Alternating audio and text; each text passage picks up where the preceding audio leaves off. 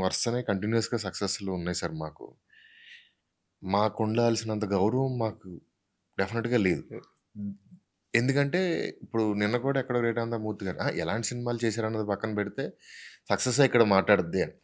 ఎలాంటి సినిమాలు చేశారు అంటే మేము మానభంగాలు చేసే సినిమాలు చేయలేదు, మర్డర్‌లు చేసే సినిమాలు చేయలేదు, రక్తపాత సినిమా అంతా 1,00,000 మందిని నరికేసిన హీరో కథ మనం చెప్పలేదు. ఒక మిడిల్ క్లాస్ ఫ్యామిలీలో ఒక నాన్నకి, కొడుక్కి, అమ్మకి, కొడుక్కి, అమ్మాయికి, హస్బెండ్‌కి లేకపోతే ఇతను పెళ్లి చేసుకునే వాళ్ళకి మధ్యలో మేము రిలేషన్‌ల గురించి మాట్లాడాము. వాళ్ళ ప్రయారిటీస్‌ల, ఇంపార్టెన్స్‌ల గురించి మాట్లాడాం తప్ప ఎక్కడ తప్పు సినిమా చేయలేదు. అవును. అండ్ నేను రాసిన ఈ 5, 6 సినిమాల్లో నాకు తెలిసి ఒక్క బూత్ జోక్ నేను రాయలేదు సార్ ఈ రోజు వరకు. హ్మ్. నేను రాసే ఒకే ఒక్క ఔట్ ఆఫ్ ది బాక్స్ విషయం ఏంటంటే, ఒక్క నడుం సీన్ రాస్తా. అది కూడా ఆల్టర్‌నేట్ సినిమాలో రాస్తా. అది కూడా ఎందుకు రాస్తాను అంటే, ఈ సినిమా కంప్లీట్ నేను ధమాకాలో రాయలే నేను. నలుగురు కానీ వెంబడి ధమాకాలో రాస్తారు. రాయాలి. కమర్షియల్ సినిమా అంటే. నేను ధమాకాలో రాయలే. ఎందుకంటే, దానికి కాంపెన్సేట్ చేయడానికి ఆ సినిమాలో యాక్షన్ ఉంది.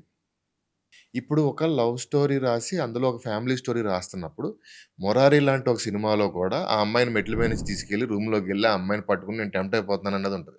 'నిన్నే పెళ్లాడతా' లాంటి ఒక సినిమాలో కూడా ఉంటది. ఆ రొమాంటిక్ టచ్ ఉంటది. బట్ నేను ఎప్పుడు ఆబ్జెక్టిఫై చేసి, దాన్ని నడుం సీన్ ఇప్పుడు సినిమా చూసిన వాళ్ళ నడుం సీన్ ఉంటది. అసలు నడుమే కనపడదు అందులో. కరెక్ట్. 'హలో గురు'లో వెనకాల నుంచి ఆ అమ్మాయిని చూస్తాడు.